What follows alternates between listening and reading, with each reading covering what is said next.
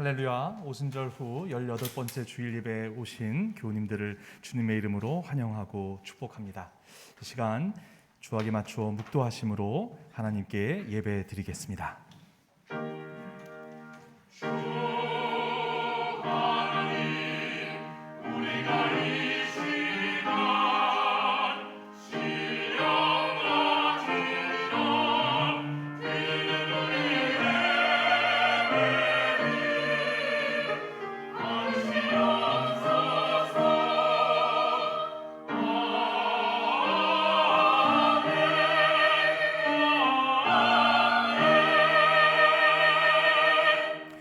만민들아, 우리 하나님을 송축하며 그의 찬양 소리를 들리게 할지어다. 그는 우리 영혼을 살려두시고 우리의 실족함을 허락하지 아니하시는 주시로다. 하나님을 찬송하리로다.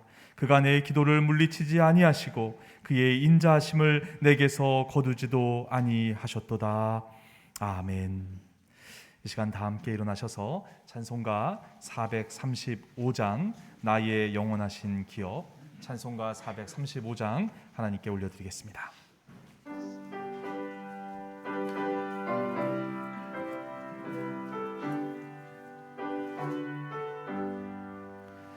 나의 영원하신 기업, 생명보다 귀하다. 나의 갈 길 다가도록 나와 동행하소서. 주께로 가까이 주께로 가오니 나의 갈 길 다가도록 나와 동행하소서. 세상 복이 아니람과 모든 명예 버리고 험한 길을 가는 동안 나와 동행하소서. 주께로 가까이 주께로 가오니 나의 갈 길 다가도록 나와 동행하소서.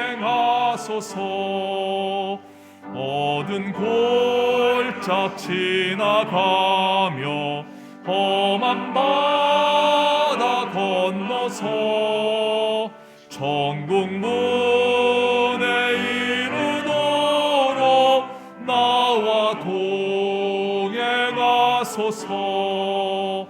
주께로 가까이 주께로 가오니 나의 갈 길 다가도록 나와 동행하소서.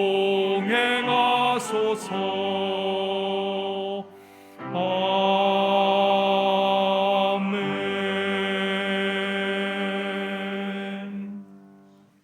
이 시간 교독문 30번, 10편, 67편 함께 교독하시겠습니다. 교독문 30번입니다. 하나님은 우리에게 은혜를 베푸사 복을 주시고 그의 얼굴빛을 우리에게 비추사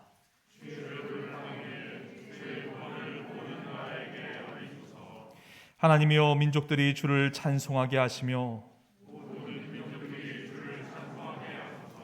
온 백성은 기쁘고 즐겁게 노래할지니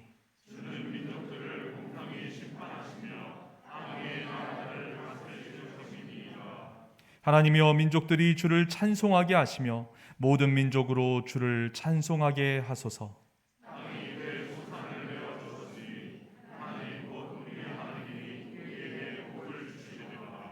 하나님이 우리에게 복을 주시리니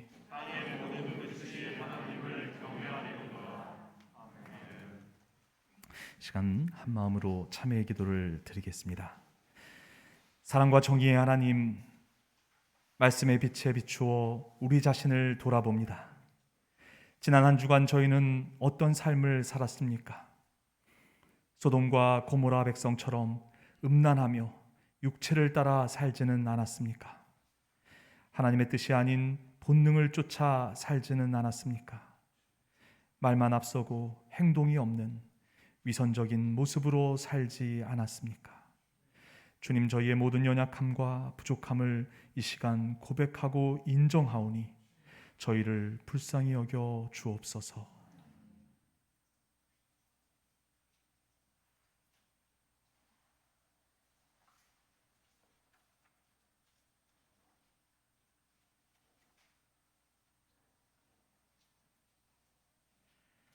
저희를 위해 죽으신 주님께서 저희의 모든 죄를 용서하여 주시며 말씀하십니다.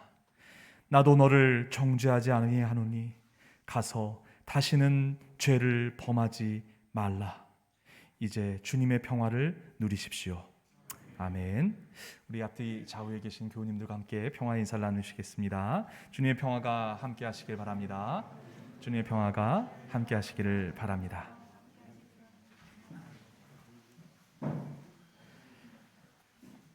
이 시간은 사도신경으로 우리의 신앙을 하나님 앞에 한 목소리로 고백드리겠습니다. 전능하사 천지를 만드신 하나님 아버지를 내가 믿사오며 그 외아들 우리 주 예수 그리스도를 믿사오니 이는 성령으로 잉태하사 동정녀 마리아에게 나시고 본디오 빌라도에게 고난을 받으사 십자가에 못 박혀 죽으시고 장사한 지 사흘 만에 죽은 자 가운데서 다시 살아나시며 하늘에 오르사 전능하신 하나님 우편에 앉아 계시다가 저리로서 산자와 죽은 자를 심판하러 오시리라. 성령을 믿사오며 거룩한 공예와 성도가 서로 교통하는 것과 죄를 사하여 주시는 것과 몸이 다시 사는 것과 영원히 사는 것을 믿사옵나이다. 아멘.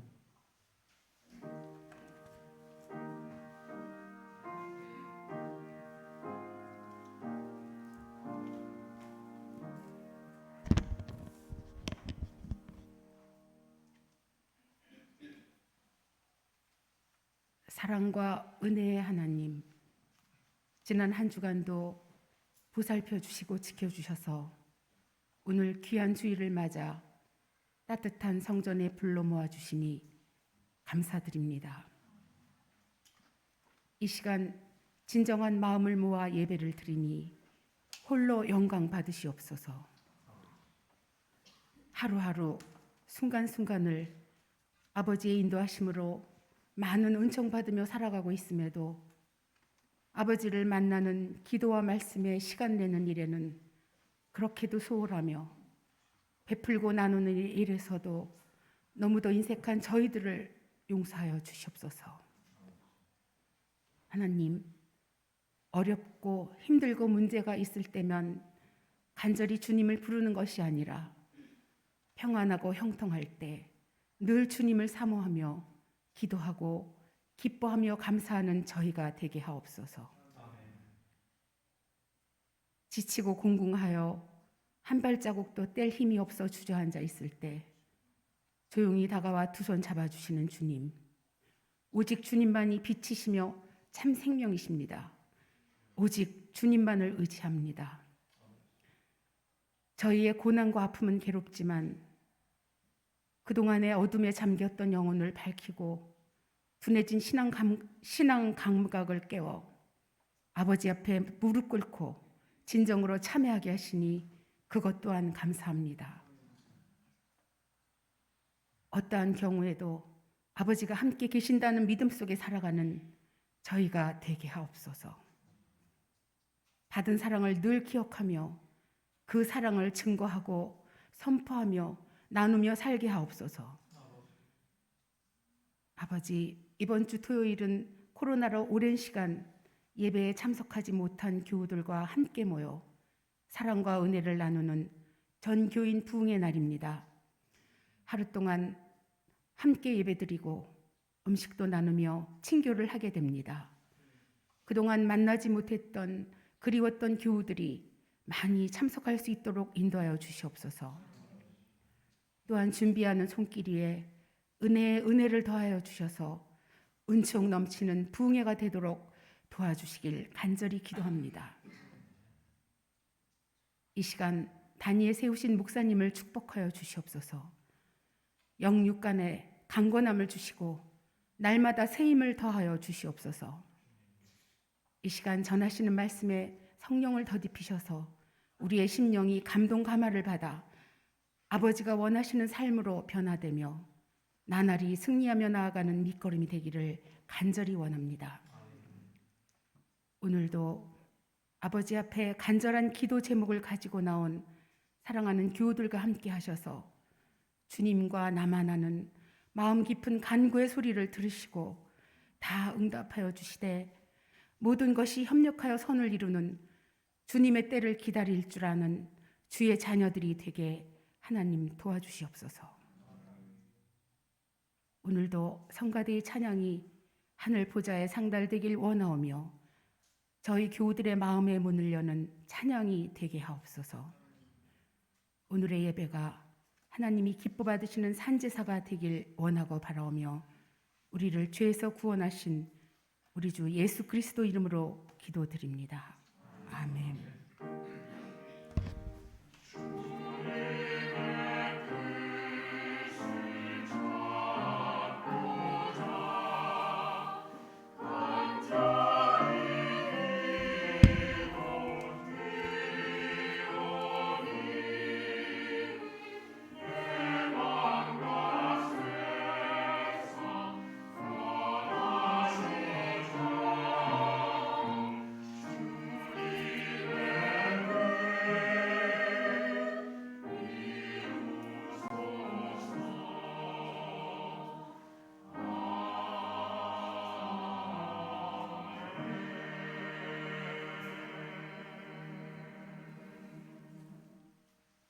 오늘 우리에게 주시는 하나님의 말씀입니다. 구약성서 3쪽 창세기 3장 1절에서 10절까지의 말씀입니다. 구약성서 3쪽 창세기 3장 1절에서 10절까지의 말씀입니다.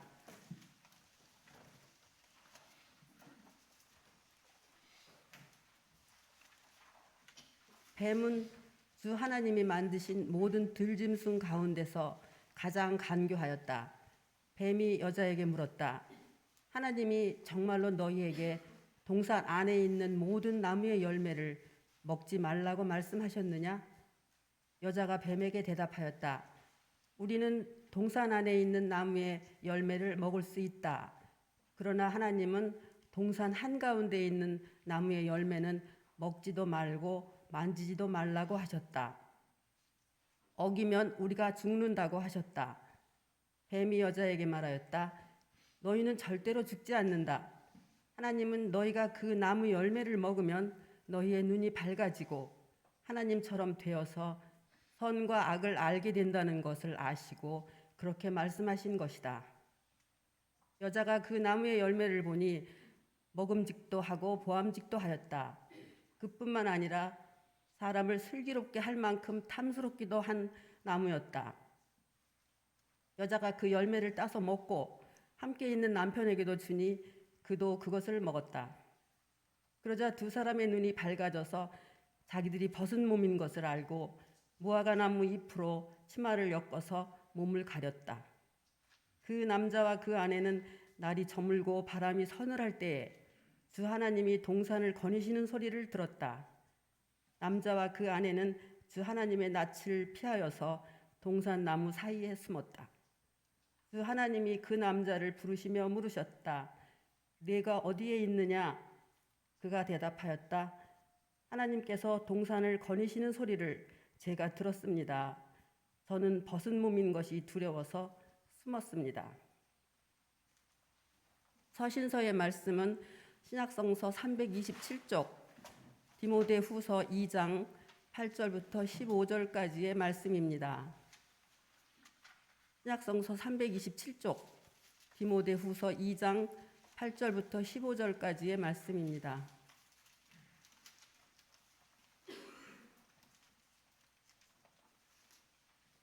내가 전하는 복음대로 다윗의 자손으로 나시고 죽은 사람 가운데서 살아나신 예수 그리스도를 기억하십시오. 나는 이 복음 때문에 고난을 당하며 죄수처럼 매어 있으나 하나님의 말씀은 매어 있지 않습니다. 그러므로 나는 하나님께서 택하여 주신 사람들을 위해서 모든 것을 참고 있습니다. 이것은 그들도 또한 그리스도 예수 안에 있는 구원을 영원한 영광과 함께 얻게 하려는 것입니다. 이 말씀은 믿을 만합니다. 우리가 주님과 함께 죽었으면 우리도 또한 그분과 함께 살 것이요, 우리가 참고 견디면 우리도 또한 그분과 함께 다스릴 것이요, 우리가 그분을 부인하면 그분도 또한 우리를 부인하실 것입니다. 우리는 신실하지 못하더라도 그분은 언제나 신실하십니다. 그분은 자기를 부인할 수 없으시기 때문입니다. 신도들에게 이것을 일깨우십시오. 하나님 앞에서 그들에게 엄숙히 명해서 말다툼을 하지 못하게 하십시오. 그것은 아무 유익이 없고 듣는 사람들을 파멸에 이르게 할 뿐입니다. 그대는 진리의 말씀을 올바르게 가르치는 부끄러울 것 없는 일꾼으로 하나님께 인정을 받는 사람이 되기를 힘쓰십시오. 이는 우리에게 주시는 하나님의 말씀입니다.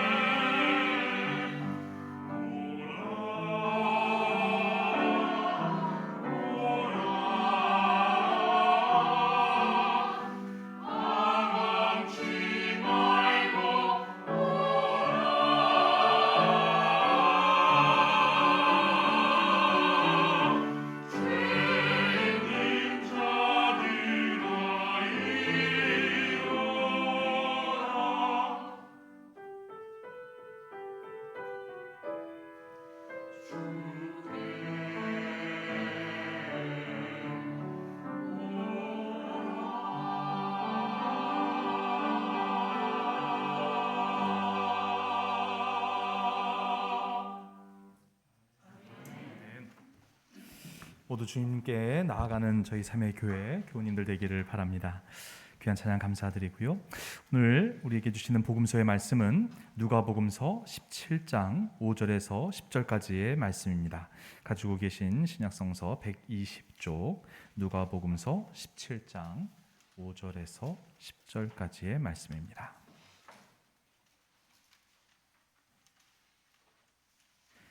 사도들이 주님께 말하였다. 우리에게 믿음을 더하여 주십시오.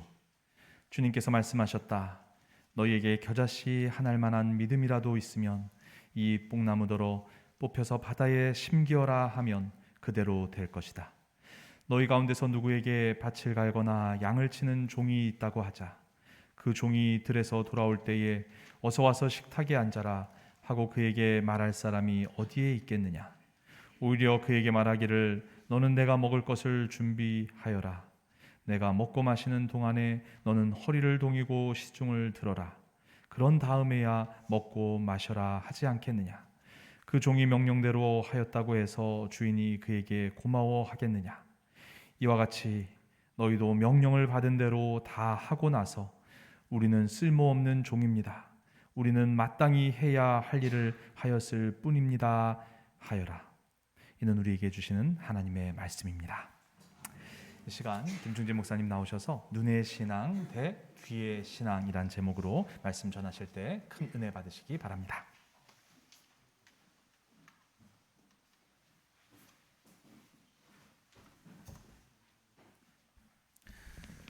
할렐루야. 오늘도 주님의 은혜 가운데 오신 모든 분들을 주님의 이름으로 환영하오며 하나님의 음성을 경험하시는 은혜를 체험하시는 되시길 간절히 축원합니다. 네, 아마 제가 요 밑에 약간 하얀 게 있는 거는 제가 몰래 뭐 맛있는 거 혼자 훔쳐 먹다가 묻은 걸로 오해하실 것 같아갖고 혼자 맛있는 거 훔쳐 먹은 건 아니고 살짝 피부 트러블이 있어서 연고를 바른 거니까 오해하실 것 같아서 맛있는 거 혼자 훔쳐 먹은 거 아닙니다. 가을의 계절을 지나고 있습니다. 가을은 실로 열매의 계절입니다. 저는 이 가을이 다가오는 것을 어느 열매를 보면 알 수 있냐면 수많은 여러 열매가 있지만 여러분 어느 열매가 떨어지면 가을이 오시는 걸 알고 아시나요? 네, 저도 은행나무 열매가 떨어지면 가을이 오는 걸 알 수 있습니다. 우리가 어찌 보면 눈을 감고 지나가거나 혹은 별 신경을 안 쓰면 은행나무 열매는 너무나 작아서 사실은 크게 열매가 있구나 혹은 떨어졌구나 크게 신경을 안 쓰고 지나갈 수도 있는 열매인데요. 우리가 그럼에도 불구하고 은행 열매가 떨어져 있는 것을 강렬하게 알아차릴 수밖에 없습니다. 그것은 그 향이 너무나 강렬하기 때문이죠. 왜 마스크를 쓰고 지나가도 마스크를 뚫고 들어오는 강렬함을 갖고 있기에 우리가 눈으로 보지 않아도 은행나무 열매가 떨어졌구나는 우리가 알 수 있습니다. 그래서 도대체 왜 이렇게 은행나무가 강렬한 향을 내는가 저도 좀 알아봤는데 신기한 게 그 강렬한 냄새로 병충과 해충을 예방을 한다고 하더라고요. 그러니까 저도 너무 신기한 게 이 곤충 벌레들도 싫어하는 냄새가 동물이나 사람이나 곤충이나 싫어하는 냄새는 다 동일하구나. 그 냄새로 곤충, 해충 이런 애들이 다가오지 못하도록 한다는 거예요.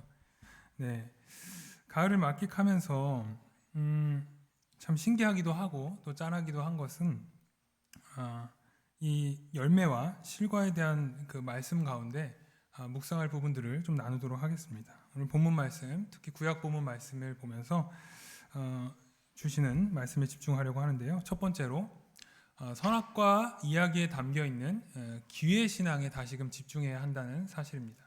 첫째는 선악과 이야기, 우리가 잘 알고 있는 그 선악과 이야기에 담겨 있는 귀의 신앙에 집중해야 된다는 것입니다. 오늘 본문 말씀의 제목도 이 눈의 신앙과 귀의 신앙에 대한, 귀라는 거는 이제 이 귀를 말하는 겁니다.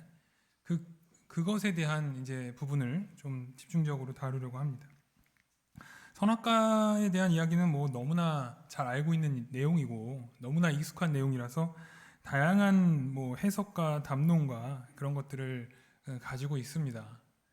그럼에도 많은 사람들이 그럼에도 여전히 궁금해하기도 하고 또 의문을 갖기도 하는 부분입니다. 저도 아무리 다시금 살펴봐도 선악을 알게 하는 나무의 열매를 따먹는 게 그게 그렇게나 잘못된 일인가? 또 도대체 무엇이 그 열매를 먹고 난 이후에 무엇이 그렇게 달라졌기에 이렇게 큰 어떻게 보면 원죄를 낳는 결과가 되었는가?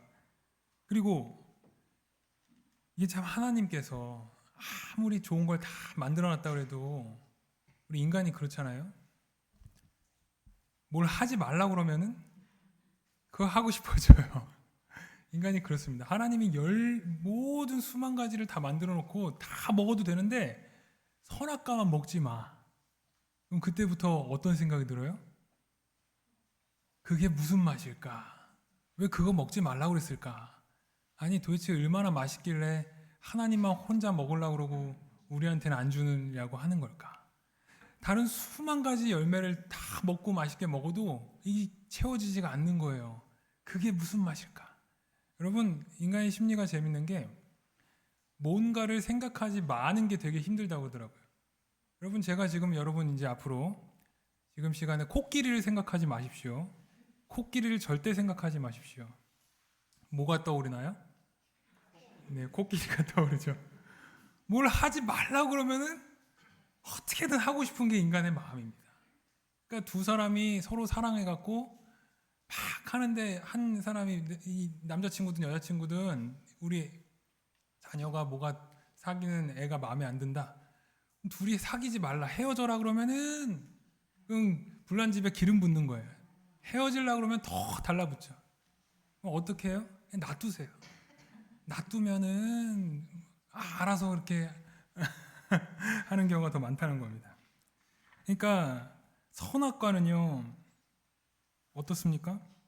또 그냥 못생기게 만들거나 좀 안 좋아 보이게 만들거나 아니면 은행나무처럼 좀 악취가 심하게 만들거나 하면 좋은데 보암직도 하고 먹음직도 하고 하여튼 우리 아담과 하와가 겪은 수많은 열매들이 있을 텐데 선악과 얘기만 해요. 여태까지 그 에덴 동산에서 수많이 먹어보고 싶은 게 얼마나 많았겠어요. 근데 맛있는 거 나온 거 있습니까 성경에? 보암직도 하고 먹음직도 하고 설명하는 거 선악과만 얘기를 하는 거예요. 선악과만. 그게 뭐예요? 그 수많은 맛있는 게 있어도 난 너만 보여. 어떤 맛일까? 하나님도 아껴뒀다 먹는 맛이 무슨 맛일까?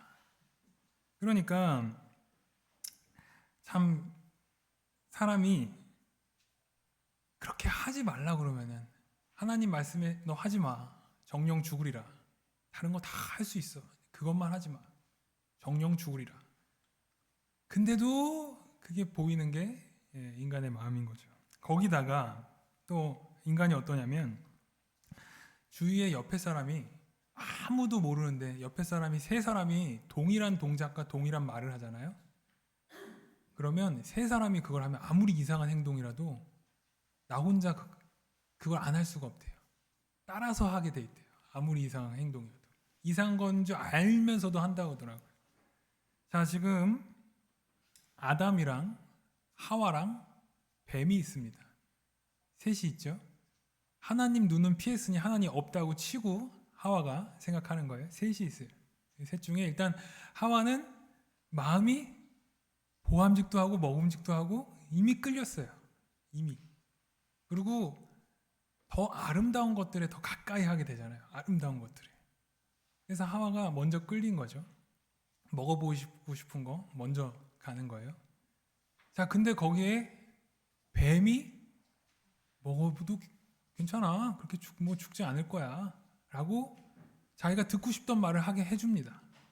그러니까 하와가 어떻습니까? 셋 중에 둘이 괜찮다고 하잖아요. 지금 둘이. 자기랑 뱀이랑. 그러니까 이걸 이제 먹습니다. 그러니까 이제 아담 혼자 남았죠. 자, 하와, 아담, 뱀 있는데 둘이 이미 먹었어요. 이렇게 둘이 먹었어요. 그럼 어떻게 돼요? 아담은 그냥 먹는 거죠. 먹어도 괜찮네. 먹었는데 하와가 살아있잖아요. 멀쩡하잖아요. 그러니까 이렇게 인간이 쉽게 주위 환경에 노출되고 환경을 따라가고 눈에 보이는 것에 그렇게 연약하다는 걸 보여주고 있습니다. 이 본문을 이해하기 위해서 국화와 칼이라는 책에서 설명하는 수치심과 죄의식이라는 문화, 그것을 이해를 해야 이 선악과를 제대로 이해를 할 수 있게 되더라고요. 수치심은 우리가 다른 사람들의 기대에 못 미칠 때, 내가 내 주위의 다른 사람들의 기대에 못 미칠 때 내 자신이 나쁘다고 느끼는 감정입니다. 그래서 수치심의 문화에서, 그러니까 다른 사람들 보기에 내가 거기에 못 미친다고 느낄 때 느끼는 문화라고, 감정이라고 합니다. 수치심은. 그래서 이 수치심의 문화에서 최고의 가치는 명예입니다. 다른 사람이 보기에 괜찮아 보이는 것, 내가. 그래서 수치심의 반대는 명예라고 합니다. 반대로 죄의식이라는 게 있습니다. 죄의식은 자신의 양심이 스스로에게 요구한 대로 살지 못할 때 느끼는 감정이라고 합니다. 내 안에 있는 내면의 양심이 내가 스스로에게 요구한 대로 살지 못할 때 느끼는 감정이 죄의식이라고 합니다. 그래서 죄의식의 문화에서 최고의 가치는 명예가 아니라 의로움이라고 합니다.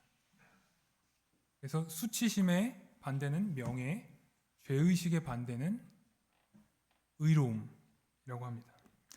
그래서 수치심은 타인지향적이고 죄의식은 내면지향적입니다.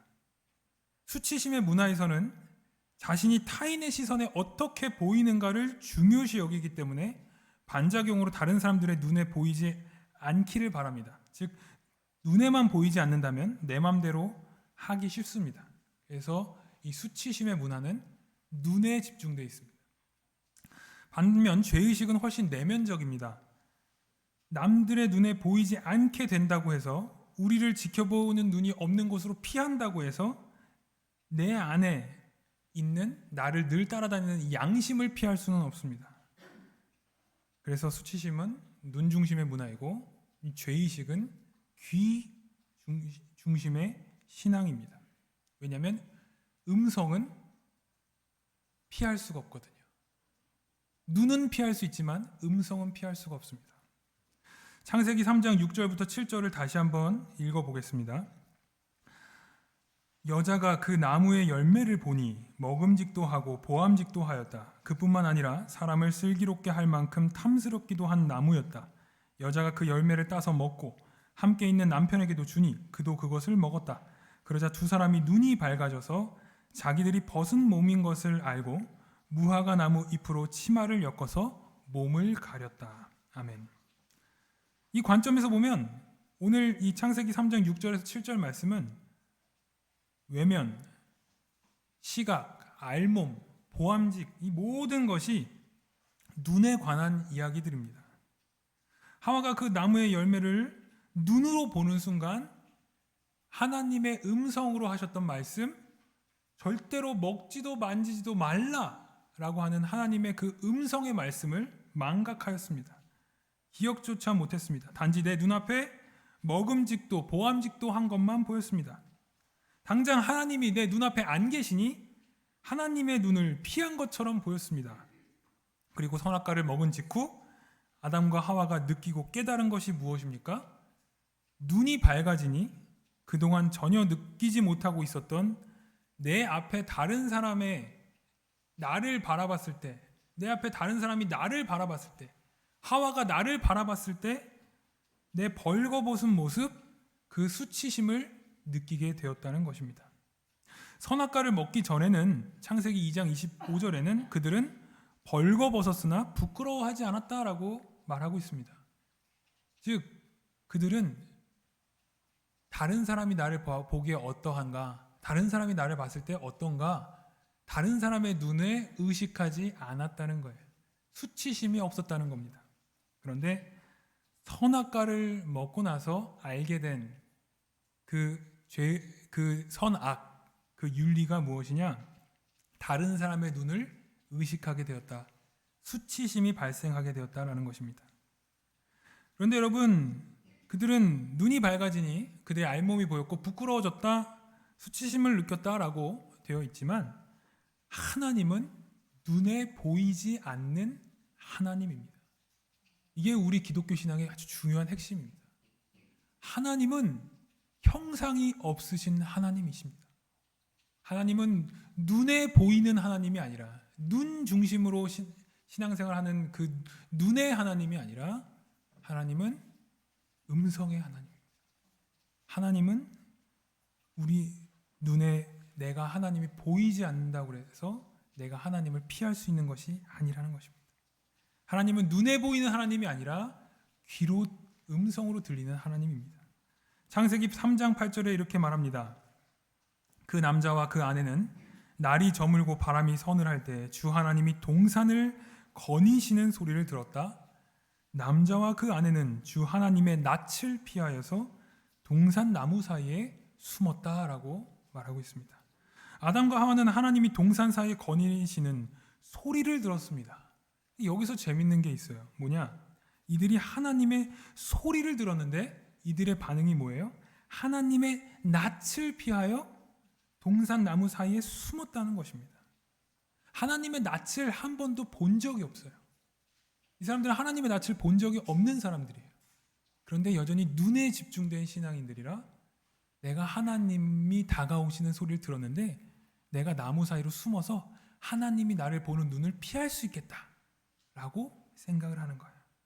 그런데 여러분, 여기서 중요한 것이 있습니다. 아무리 하나님의 낯을 피하고 하나님의 눈을 피하고 어디 숨어 들어간다고 하여도 하나님의 음성을, 하나님의 소리를 피할 수 있는 곳은 아무것도 없다는 사실입니다. 그래서 하나님이 아무리 숨으려고 하는 그 사람들이 그 속에서 이제 하나님이 그를 찾으시자 아담이 이렇게 대답을 하죠. 창세기 3장 10절에 그가 대답하였다. 하나님께서 동산을 거니시는 소리를 제가 들었습니다. 저는 벗은 몸인 것이 두려워서 숨었습니다. 아담이 여전히 얘기하는 게 뭐예요? 그가 하나님의 음성, 하나님의 명령, 하나님의 말씀, 너는 선악과를 만지지도 먹지도 말라, 정령 죽으리라 했던 그 음성을 자기가 거부한 것이 두려워서 하나님을 숨은 게 아니에요. 뭐라고 그래요? 내가 벌거벗은 것이 하나님 보시기에 부끄럽고 두려워서 내가 숨어 있었습니다라는 거예요. 여전히 하나님의 보시기에 내가 지금 하나님이 나를 보면 안 되니까. 근데 여러분, 그래서 숨는다고 숨어집니까? 근데 우리는 그런 거예요. 아무리 우리가 도망쳐도 하나님의 음성으로부터 우리는 피할 수가 없습니다. 아무리 도망쳐도 우리는 숨을 곳이 없어요. 그런데 우리의 하나님께서 우리에게 주신 말씀, 그 말씀, 내 내면의 그 하나님의 소리, 그 음성, 그것에서 우리는 숨을 수 없는데 우리는 하나님을 피할 수 있다라고 착각을 합니다. 아담처럼. 하나님을 피할 수 있다라고 생각을 해요. 아무리 하나님의 낯을 피하려 도망하였으나 하나님의 음성으로부터 그 어느 곳도 숨을 수 없지만 우리는 피하려고 한다는 것입니다. 에덴에서 처음 살았던 인류의 죄는 그들의 귀가 아니라 그들의 눈을 따른 결과였습니다. 그들이 너무나 아름다워 보였던 그 선악과의 열매를 눈으로 보면서 따른 행동의 결과였지 절대로 먹지 말라고 하는 하나님의 음성을, 그 귀로 들었던 그 음성을 귀를 따르지 않은 결과라는 것입니다. 그 결과 그들이 알게 된 선과 악에 대한 그 지식, 윤리는 수치심에 대한 윤리였고 죄의식에 대한 윤리가 아니었습니다. 말 그대로 타인의 눈에 드러나는 부분에 대한 선과 악이었지 하나님의 음성을 따르는 그 귀의 신앙에 대한 그 윤리가 아니었다는 것입니다. 그래서 수치심의 윤리는 사회적 관습에 관한 윤리입니다. 즉 남들이 나에게 기대하는 것을 충족하는가, 충족시키지 못하는가 하는 문제입니다. 수치심의 문화, 눈을 따르는 신앙에서는 본질적으로 사회 순응적입니다. 그 사회에서 다른 사람들이 눈으로 보기에 매우 괜찮아 보일 만한 것만을 끊임없이 추구합니다. 그러니 언제나 명예를 추구하고 그것이 최고의 가치로 여깁니다. 처절하게 하나님 앞에 홀로 있는 나 자신의 모습을 무시하고 다른 사람들 보기에 괜찮아 보일 만한 것을 추구하게 됩니다. 그런데 그러다 보면 하나님이 말씀하시는 것을, 하나님의 음성을 철저히 무시하고 다른 사람 보기에 괜찮아 보이는 것만 쫓을 때가 있습니다. 그러나 하나님께서 원래 본질적으로 창조하시는 가치관에서 하나님은 기본적으로 눈에 보이는 어떤 형상이 아니라 음성이십니다. 음성으로 우리 내면 가장 깊숙한 마음의 소리로 그 성경 말씀으로 역사하시는 하나님입니다. 그래서 이스라엘 백성들에게 하셨던 가장 중요한 말씀, 그리고 이스라엘 백성들도 여전히 가장 소중한 자산으로 여기는 말씀이 신명기 6장 말씀인 쉐마 이스라엘, 들어라 이스라엘아 라는 말씀입니다. 보아라 이스라엘아 하지 않았습니다. 들어라 이스라엘아, 들어라. 그래서 이스라엘 사람들은 막 여기다 붙이고 싸매고 늘 어디 가나 문설주에 지나가면서 보고 하는 게 뭐냐? 하나님의 말씀을 들어라. 그 말씀을 잊지 마라. 기억하여라. 늘 하나님 나에게 하신 그 말씀을 기억하려고 그렇게 붙이고 다닌다고 해요. 수많은 오늘날 많은 사람들이 24시간 눈으로 365일 눈으로 보는 것에 집중해 있습니다. 그리고 그렇게 눈을 의식하며 눈의 신앙에 집중하며 살아가는 속에서 하나님의 현존을, 하나님의 함께 하심을 피하려고 하는 나 자신을 발견하게 됩니다. 피할 수도 없는데 어느덧 하나님의 눈에 벗어난 것처럼 살아온, 이 세상의 기준에 맞춰서 살아온 내 인생이 너무나 편안해져서 다들 그렇게 살고 있으니까 하나님의 임재와 현존 앞에 나아가는 것을 불편하게 여깁니다. 불편해집니다. 그때 하나님의 눈을 자꾸 피하려고 하는 아담에게, 하나님의 음성과 말씀을 피하려는 우리들에게 오늘 창세기 3장 9절 말씀은 이렇게 말씀합니다. 주 하나님이 그 남자를 부르시며 물으셨다. 내가 어디에 있느냐? 내가 어디에 있느냐? 너는 지금 어디에 있느냐? 아담과 하와가, 그리고 오늘날 우리가 지금 어디에 있는지 정말 몰라서 하나님이 물으시는 것이 아닙니다. 우리는 지금 눈을 중심에 둔, 이 세상의 중심에 둔 신앙생활을 하고 계신지, 하고 있는지, 아니면 도무지 피하려고 해야 피할 수 없는 하나님의 말씀과 음성의 중심을 둔 귀 중심의, 귀의 신앙생활을 하고 있는지 오늘 하나님이 우리에게 물으시는 것입니다. 내가 어디 있느냐? 내가 지금 어디 있느냐? 너는 지금 무엇을 바라보고 있느냐? 그리고 너는 지금 무엇을 듣고 있느냐? 하나님 우리에게 말씀하십니다. 바라옵기는 그 어디에도 피할 수 없는 하나님의 음성, 그 어디로 숨고 싶어도 숨을 수가 없는 하나님의 음성 앞에 주님, 제가 하나님 말씀 앞에 있습니다. 주여, 제가 여기 있습니다. 고백하는 저와 여러분 되시길 간절히 소망합니다. 두 번째이자 마지막으로 하나님의 음성이 나를 지키시고 나와 교제하기 원함임을 깨달아야 한다는 것입니다. 하나님의 형상이 없다는 것은요, 만약 하나님이 만든 형상이 뭐 금이다, 나무나 돌이나 뭐 이런 형상이 있으면, 뭐 신당이 있으면 사실 거기 가서만 잘하고, 잘하는 척하고, 잘 섬긴 척하고, 거기 밖에 나가면 나 편한 대로 내 마음대로 살면 돼요. 그런 신앙이면. 만약에 하나님이 형상이 있다고 하면, 이 산당이 여기 있다 그러면 여기 와서만 잘하고 나가면 내 편한 대로 하면 돼요. 그런데 눈 중심의 신앙생활이 아니라 귀 중심의 신앙생활입니다. 즉 우리는 하나님의 눈과 음성을 피할 데가 없어요. 그러니까 이곳에 있던 밖에 있든 나 홀로 있든 하나님이 늘 나와 함께 하시는 거죠. 이게 때로는 불편하게 생각하는 사람들이 있습니다. 불편하게 생각될 때가 있어요. 그러면 이 말은 내가 어느 곳이나 하나님을 피할 수가 없으니 불편하다. 내가 늘 하나님 신경 쓰고 살아야 되고 너무 불편한 신앙생활이다 라고 생각할 수가 있습니다. 저도 그거 진짜 너무 갑갑하고 불편한 거 아니야? 너무 하나님만 그렇게 24시간 생각하고 살아가기 쉽지 않을 텐데 왜 그렇게 하셨을까라는 생각을 불편한 거 아닌가라는 생각을 할 때가 있었어요. 그런데 제가 지난주 담임 목사님 설교 말씀을 들으면서 불현듯 오늘 설교를 준비하면서 떠오른 것이 있어요. 지난주 담임 목사님 설교 말씀하실 때 하나님이 우리를 이렇게 붙잡고 있는 것이 아니라, 그래서 이렇게 내가 놓으면 놓을 수 있는 게 아니라 하나님이 내 손목을 붙잡고 계시다고 하셨어요. 하나님이. 그래서 나는 하나님을 놓고 있지만 하나님이 절대 나를 놓고 있지 않는다. 하나님은 나를 이렇게 붙잡고 계신다라는 말씀을 하셨어요. 제가 그때 깨달음을 얻은 거죠.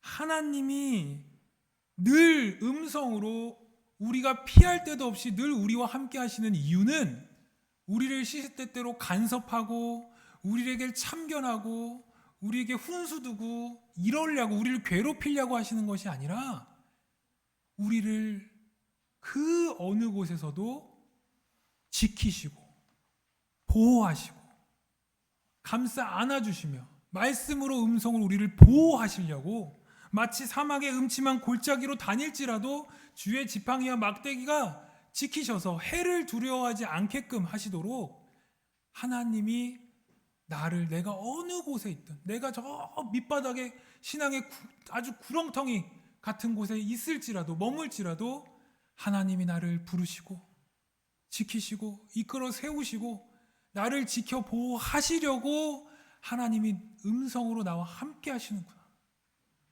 나를 괴롭히고 피곤하게 하고 짜증나게 하고 감시하려는 것이 아니라 그 어느 곳에 내가 있던 하나님이 나를 지켜 보호하셔서 사막의 음침한 골짜기로 가는 것이 아니라 푸른 풀밭으로 인도하시려고 하나님이 늘 나와 함께 하시고 동행하시는구나 라는 것을 깨닫게 되었다는 사실입니다. 사랑하는 교우 여러분, 디모데후서 2장 13절 이렇게 말씀하십니다. 우리는 신실하지 못하더라도 그분은 언제나 신실하십니다. 그분은 자기를 부인할 수 없으시기 때문입니다. 사랑하는 교우 여러분, 하나님이 신실하셔서 늘 우리를 살피시는 줄로 믿습니다. 하나님이 신실하셔서 그래요. 우리는 신실하지 못해서 때로는 왔다 갔다 방황하고 할 때가 많지만 하나님은 늘 어느 곳에나 우리 하나님 피하고 싶은데 피하지도 못하게 우리를 보호하시고 지켜주시고 꽉 붙잡고 계시다는 사실입니다. 오늘 서신서의 말씀 디모데후서 2장 15절을 이렇게 말합니다.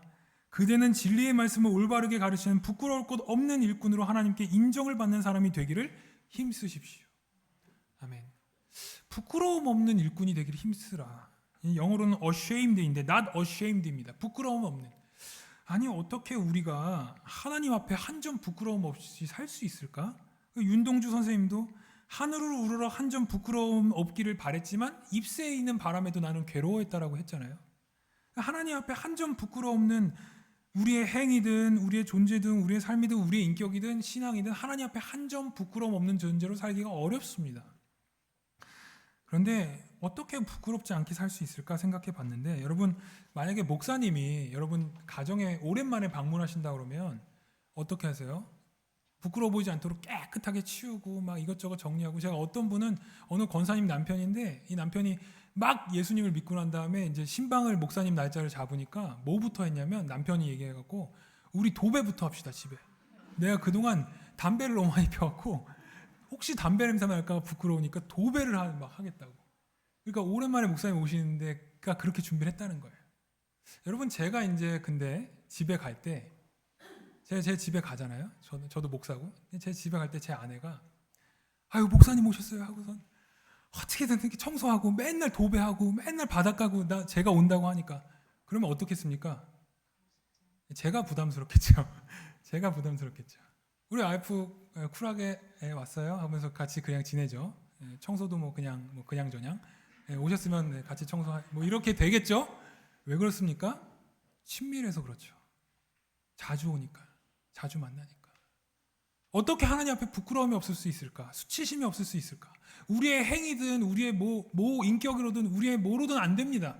하나님 앞에 한 점 부끄러울 수는 없어요. 그런데 어떻게 부끄러움 없이 수치심 없이 있을 수 있을까요? 하나님과 자주 만나면, 하나님과 친밀하게 교제하면, 하나님을 자주 가까이 만나면, 그러면 하나님 내 모습 다 아시잖아요. 내가 하나님 앞에 숨기려야 숨길 수 없는 거 다 아시잖아요. 내 모습 하나님 앞에 감추려야 감출 수 없는 거 하나님 다 아시잖아요. 내가 모습 다 주님 앞에 내어드립니다 라고 할 수 있다는 것입니다. 사랑하는 교회 여러분, 그러기 위해서 하나님을 자주 가까이 만나는 것에 우리가 참여해야 합니다. 당장 이번 주 토요일 오전 11시 반부터 오후 5시 반까지 전교 가을 부흥회가 있습니다. 이번 주 토요일입니다. 여러분 하나님을 가까이 만날 수 있습니다. 그리고 9월 28일부터 11월 30일까지 매주 수요일 저녁 8시 사귐의 기도, 하나님을 깊이 사귀는 기도의 모임이 있습니다.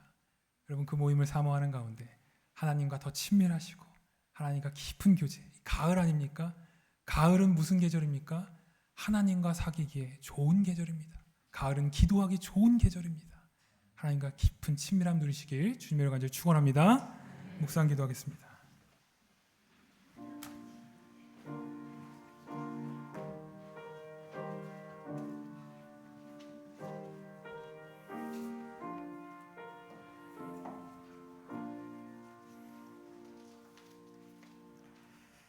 귀한 말씀 감사합니다.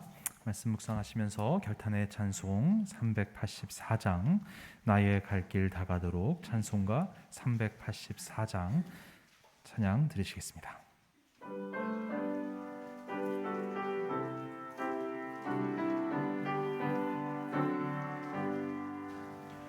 나의 갈 길 다가도록 예수 인도하시니 내 주 안에 있는 긍휼 어찌 의심하리요.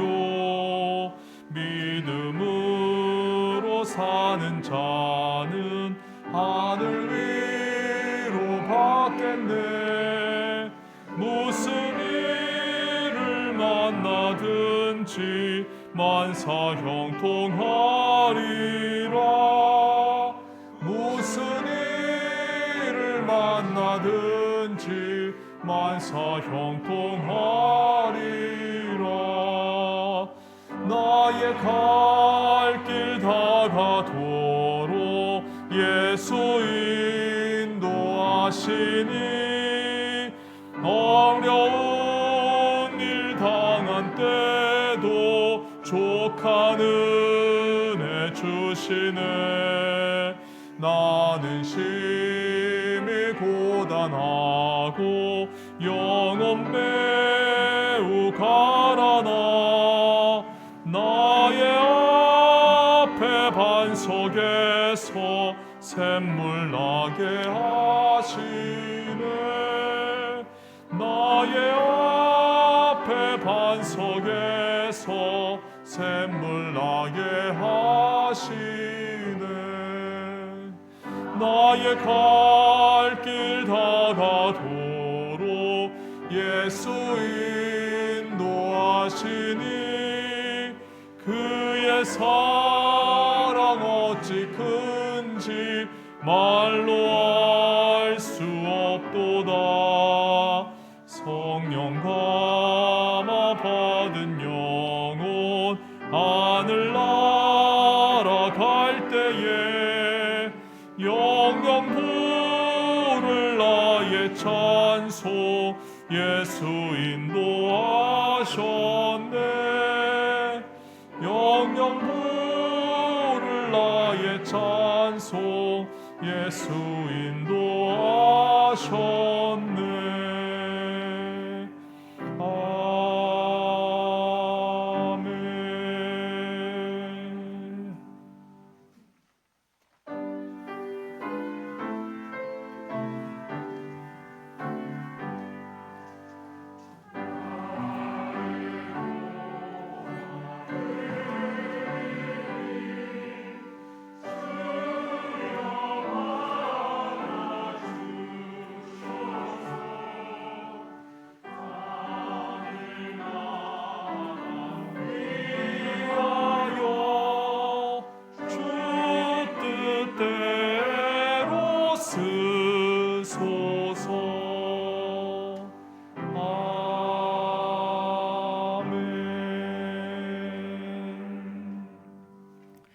사랑과 은혜가 풍성하신 하나님, 오늘 저희로 무엇을 보고 무엇을 들으며 살고 있는지 묵상하게 하시니 감사합니다.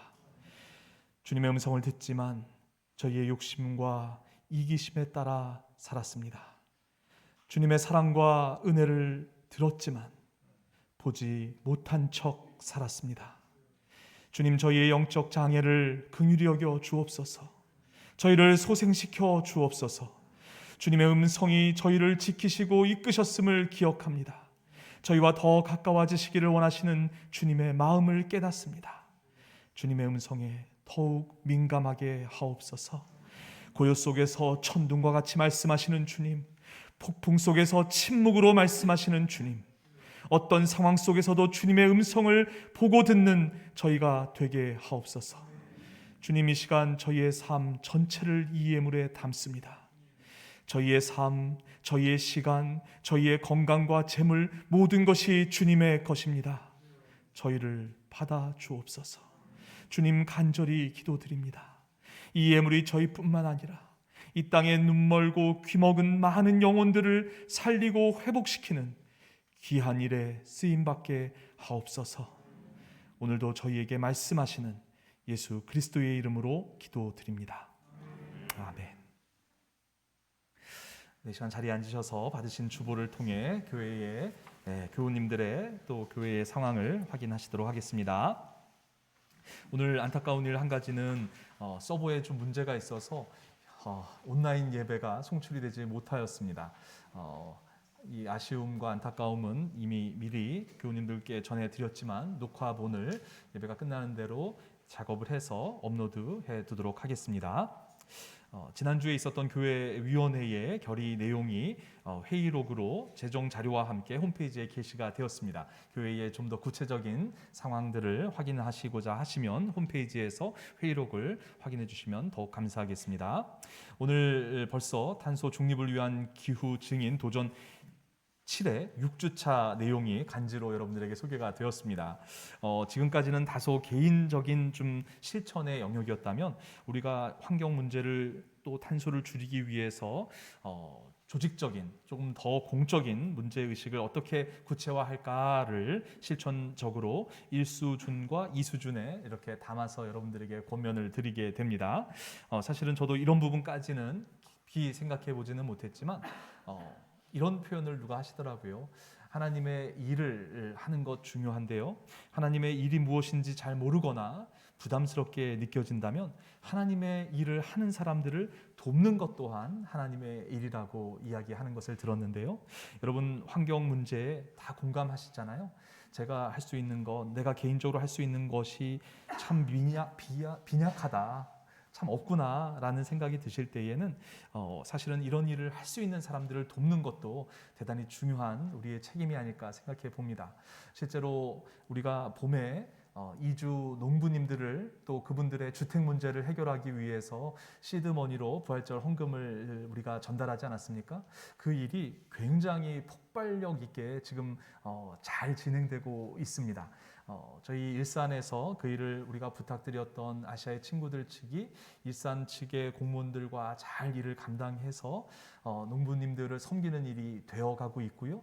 또 그것이 경기도 전체로 사실은 확장되어 나가는 과정 중에 있다고 이런 이야기를 들었습니다. 구체적인 또 상황들과 보고 내용은 제가 좀 기회를 마련해서 더 구체적으로 소개해 드리려고 하는데요. 우리의 작은 선한 의지가 사실은 하나님의 일을 하는 사람들을 도왔기 때문에 이 일이 더 잘 감당되어지는 것이 아닌가라는 고백을 하고 있습니다. 마찬가지로 우리가 탄소 중립을 위해 많은 일들을 감당해야 되겠는데요, 그것이 마땅치 않다 여겨지시는 분들이라면 한번 이 수준도 도전해 보실 수 있는 한 주간이 되기를 권면드립니다. 우리 목사님께서 또 말씀을 통해서도 강조해 주셨습니다만 정교 가을 부흥에 사실은 저희 교회 역사에 비해서 이런 기회가 많지 않았다라는 것이 교우님들에 의해서 아쉽게 또 여겨졌었고, 그것에 대한 필요를 저희가 잘 반영해서 지금까지 나름 애를 써서 준비했습니다. 교우님들께서 함께 이 영적 잔치에 참여하신다면 정말 풍성한 가을 부흥회가 되지 않을까. 그리고 계속 말씀드렸듯이 우리 새로 부임하신 세광교회의 최승필 목사님께서 강사로 함께해 주시는 것 또한 얼마나 의미가 큰지 모르겠습니다. 기도로 준비하시고 함께 참석해 주시면 더욱 감사하겠습니다. 오늘 그 모임과 관련된 최종적인 준비 점검 모임을 예배 후에 도란방에서 구역별 모임이 진행이 되는 주간입니다. 오늘 구역별로 오늘 간식을 가지고 이동하셔서 함께 교제를 좀 나눠주시기를 바라고요. 아닌가요, 목사님? 셋째 주니까 제가 착각을 했습니다. 네, 오늘은 편하게 교제를 나눠 주시는데요. 네, 교회 가을 부흥의 준비 모임은 도란방에서 곧바로 진행을 하겠고요. 그리고 그 모임이 끝난 이후에 또 구역장님들과 모임을 이어서 진행하도록 하겠습니다. 나가시면 게시판에 부흥의 봉사자 신청란을 준비해 두었습니다. 여전히 좀 메꿔지지 않은 부분들이 있어요. 그래서 보시고 이 칸은 내가 채워야 되겠다라고 하는 감동이 있으시거들랑 채워주시면 대단히 감사하겠습니다. 많은 부분이 채워졌는데요. 그럼에도 아직 빈칸이 있어서 요청을 드리겠고요. 또 계속해서 우리 김충진 목사님께서 인도하시는 수요 영성 수련 모임이 잘 진행되고 있습니다. 아마 우리 교우님들도 사진을 매주 받으시는데 그 안에서 어떤 분들이 함께 은혜를 누리고 계시는지 확인하실 텐데 더 많은 분들의 참여를 또 격려 부탁드리겠습니다. 기쁜 소식 한 가지 나눕니다. 우리 이진혁 교우님, 유학을 또 준비하시고 여러 가지 개인적인 사정으로 다소 갑자기 사임하시게 되셨지만 내일 드디어 준비하시던 결혼식을 킨텍스에서 진행하시게 됩니다. 저희는 일단 교회를 대표해서는 우리 김충진 목사님께서 결혼식에 참석하시게 되는데요. 교우님들 중에 또 여건이 가능하신 분들은 참여하시거나 또 메시지를 통해서 축복과 또 격려의 메시지 꼭 보내주시면 대단히 감사하겠습니다. 먼저 작은 것 두 가지는 오늘 올라오시면서 또 야구 대회가 있어서 굉장히 복잡한 주일을 맞이하셨는데 지난번에 경험 때문에 한쪽은 꽃갈콘으로 막기는 막았는데 여전히 차량 수가 많아서 좀 어려움을 겪으셨을 것 같아요. 그래도 오늘의 또 경험치를 가지고 다음에 더 잘 이런 상황을 모면할 수 있는 방안을 마련하겠습니다. 또 한 가지는 그것과 관련해서 저희가 그 사이에 확인한 것 중에 한 가지가 오시는 손님들이 사용하실 화장실이 마땅치 않더라고요. 그것을 조금 늦은 감이 있지만 이번 기회에 확인을 했고요. 아래쪽에 있는 화장실은 남녀 구별이 잘 되지 않는 좀 부족한 부분이 많은 곳이라고 확인을 했기에 사실은 이런 날 한 번 오시는 우리 3회 캠퍼스에 방문하시는 손님들이신데 화장실을 이용하시려고 한다면 저희 교우님들이 좀 따뜻하게 배려해 주시고 안내해 주시면 어떨까 싶습니다. 그래서 이런 날 오시는 손님들에게 약간의 편의를 좀 저희 교회가 제공해 드렸으면 하는 바람에서 말씀 나누고요. 또 한 가지는 나가시다가 혹시 호박이 좀 전시되어 있는데 탐나신다 싶은 감동이 있으신 분들만 가져가시면 되겠습니다. 사실은 많지는 않지만 우리 나눔 농장의 회장님께서 뿌리셨던 우리 생태학교 부분에 뿌리셨던 호박이 잘 자라서 또 우리 송영수 교우님이 수고해 주셔서 추수를 해다 놓으시기까지 했습니다. 그래서 선착순으로 가져가시면 뭐 금방 돈 날 것 같은데 꼭 가져가야 되겠다. 이렇게 좀 감동이 있으신 분들만 가져가 주시면 또 나눔 농장의 귀한 나눔이 실천되는 것이 아닐까 그런 기대감이 듭니다. 말씀드렸듯이 오늘 둘째 주라 하나님께서 우리 교회에 10월에 보내주신 귀한 교우님들을 또 우리가 축복하는 시간을 가지려고 하는데요. 제가 간단하게 명단만 좀 소개해드리겠습니다. 이번 달에 우리에게 보내주신 하나님의 사람들 서승광 교우님, 또 최성미 교우님의 자녀 되시는 우리 유기쁨 교우님, 최성미 교우님, 그리고 뵌지가 좀 오래됐어요. 우리 윤병태 교우님도 10월에 생신을 맞으셨고요.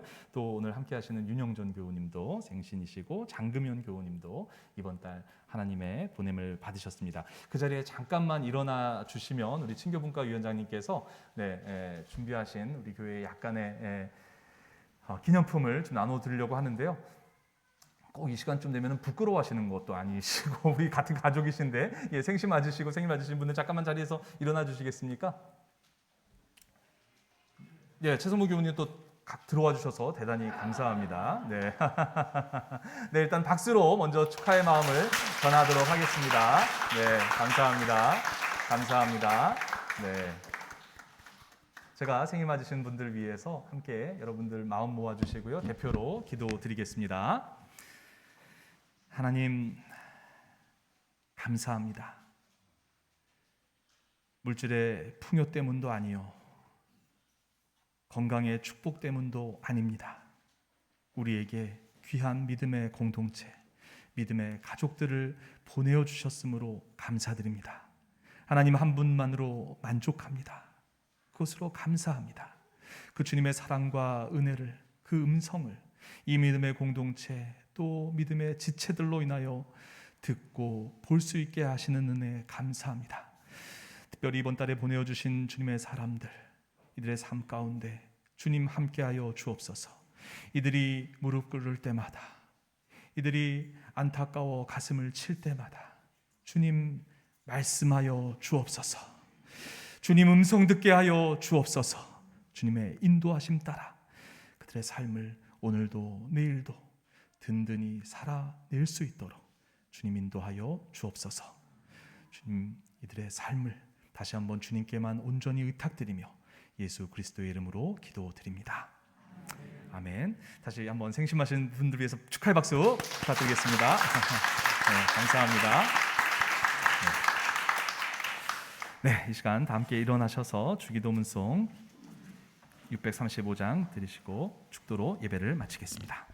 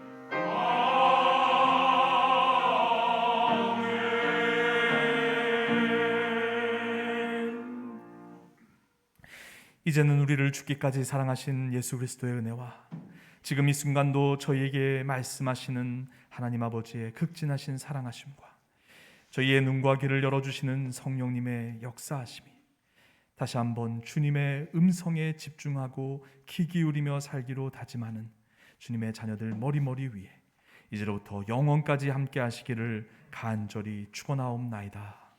아멘.